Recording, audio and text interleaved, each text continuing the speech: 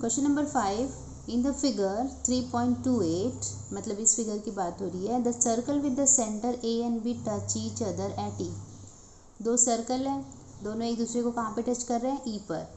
Line L is a common tangent, तो ये जो लाइन बनाई गई है ये लाइन क्या है, दोनों पे टेंजेंट है, common tangent for both the circle. Line L is a common tangent which touches the circle at C and the D. तो देखो सी और डी पे ये टेंजेंट जो है टच किया है सर्कल पर। Find the length of this segment C D if the radii of the circle are 4 centimetre and 6 centimetre. तो हमें क्या निकालना है, find the length of the C D, हमें निकालना है ये सी डी का लेंथ। ठीक है, सी डी का लेंथ कितना है, अगर हमें रेडियस कितना दिया हुआ है, यहाँ पे रेडियस इसका 4 है, मैं लिख देती हूँ यहाँ पे रेडियस है 4, और बड़े वाले सर्कल का रेडियस कितना है 6 सेंटीमीटर, ये 4 सेंटीमीटर और ये 6 सेंटीमीटर।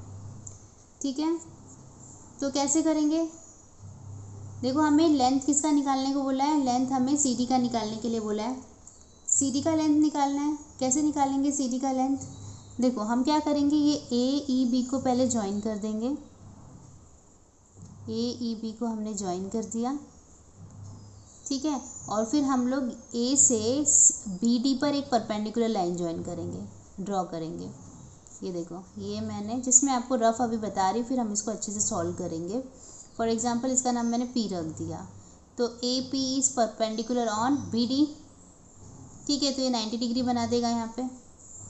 अभी हमें पता है कि जो टेंजेंट और रेडियस जो है वो एक दूसरे के साथ 90 डिग्री बनाता है, तो ये भी 90 है। सिमिलरली ये भी क्या होगा, 90 होगा।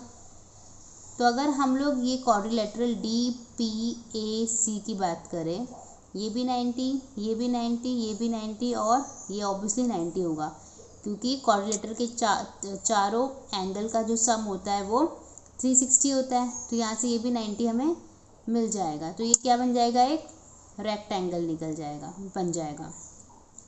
अगर हम किसी तरह से ए पी का वैल्यू निकाल लेते हैं, तो ए पी और सी डी तो बराबर है, क्योंकि ये तो रेक्टेंगल है ना, तो A P whatever will be the A P, whatever the value of A P will be, same will be the value of C D.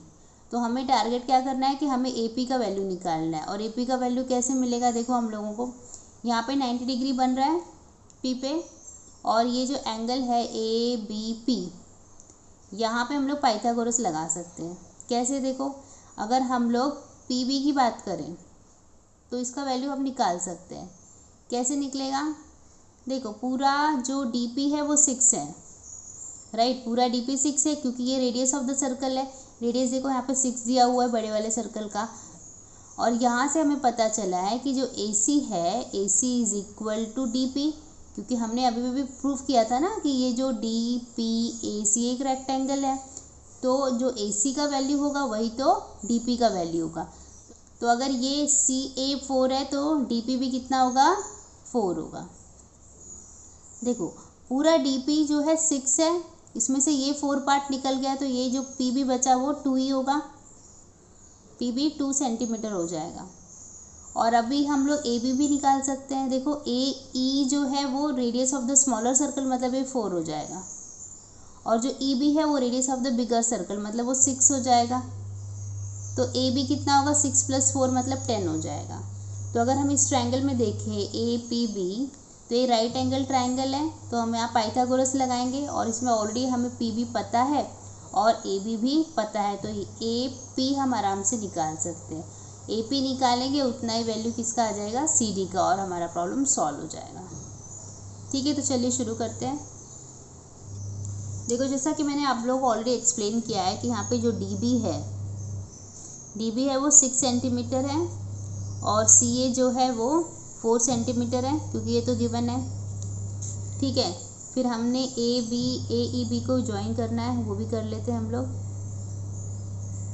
ठीक है, उसके बाद हम लोग एक परपेंडिकुलर बनाने वाले हैं ए से बी डी बी पर, तो ये भी मैं बना के यहाँ पे बना देती हूँ। देखो ये परपेंडिकुलर बन गया। ठीक है, अब हम लोग यहाँ से शुरू करेंगे।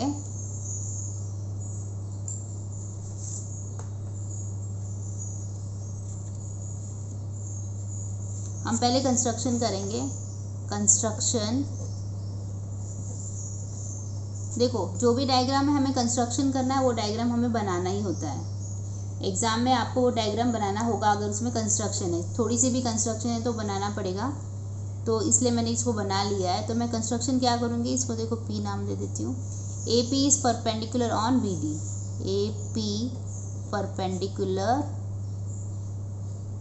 डी बी, ठीक है, ये हमारा कंस्ट्रक्शन था। ओके, अब परपेंडिकुलर है मतलब ये तो 90 होगा, therefore angle D P A equal to 90, ठीक है। और क्या हम लिख सकते हैं, और देखो एंगल ए सी डी भी क्या होगा, 90 होगा, क्योंकि रेडियस टेंजेंट थ्योरम के हिसाब से भी होगा। वैसे एंगल सी डी बी भी 90 होगा। रीज़न क्या है, angle tangent theorem, sorry radius tangent theorem. तो मैं लिख देती हूँ A C D equal to angle C D B equal to 90 degree. Reason tangent radius theorem, ठीक है।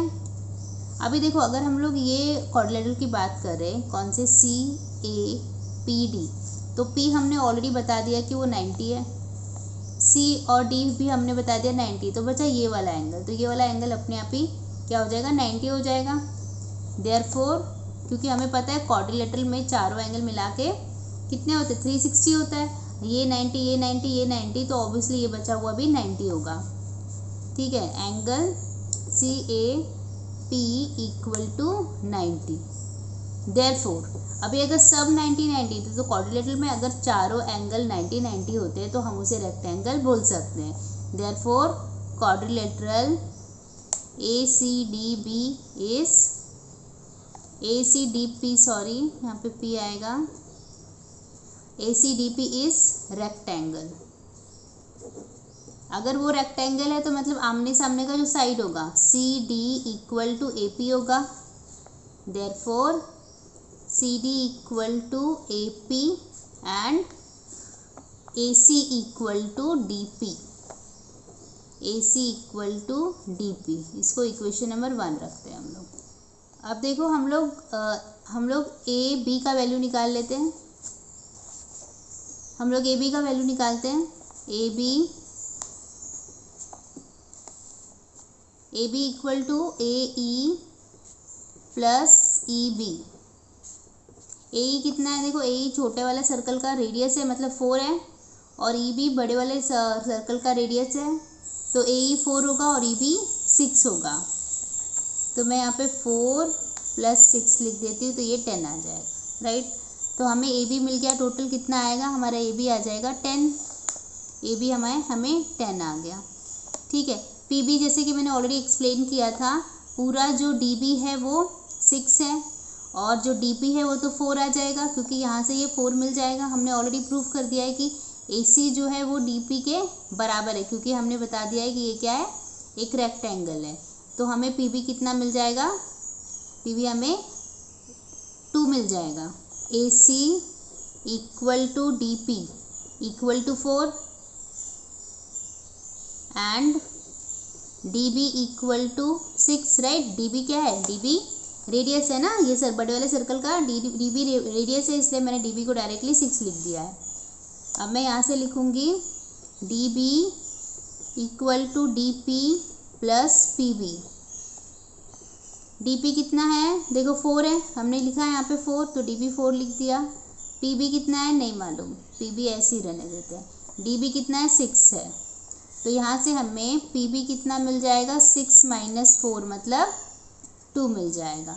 तो देखो हमें पी बी मिल गया है 2, ये पूरा हमारा 10 है। ए बी हमारा, देखो पी बी मिल गया है 2 और ए बी मिल गया है 10। तो अब हम लोग पाइथागोरस लगा के ए पी साइड निकाल सकते हैं, ठीक है। तो in triangle A P B, in triangle A P B using Pythagoras theorem, Pythagoras theorem. Angle हमें पता है कौन सा एंगल 90 है, देखो ए पी बी जो है वो 90 है, angle A P B equal to 90 degree. तो क्या होगा, हाइपोटेनस का स्क्वायर मतलब A B square equal to A P square plus P B square. अब यहाँ से आपको डायग्राम अच्छे से दिखाई देगा। तो मैं पाइथागोरस थ्योरम लगा रही हूँ, तो क्या होगा, A B square equal to A P square plus P B square, right. A B हमें पता है 10 है, तो यहाँ पे मैंने 10 का स्क्वायर डाल दिया। ए पी तो नहीं पता, तो ए पी मैं ऐसे ही लिख देती हूँ, A P square plus P B कितना है, पी बी 2 है, तो यहाँ पे मैंने 2 डाल दिया। ए पी को अकेला छोड़ेंगे, बाकी सब हम लोग भेजेंगे उस तरफ। तो A P square equal to 10 का स्क्वायर माइनस 2 का स्क्वायर। ये क्या होगा, 100 माइनस 4 मतलब 96। फिर ए पी क्या हो जाएगा, A P is equal to square root of 96। तो स्क्वायर रूट ऑफ 96 हम निकालते हैं, फैक्टर कर लेते हैं। 2 4 जा, 2 8 जा, 2 2 जा, 2 4 जा, 2 1 जा, 2 2 6 2 3 3 एंड 1। देखो ये 2 की तो जोड़ी बन गई, तो ये 2 बाहर, ये 2 की भी जोड़ी बन गई, ये 2 भी बाहर। अंदर कौन बचा, ये 2 और ये 3, तो ये हो गया 2 इंटू 3, तो आएगा 4 स्क्वायर रूट 6।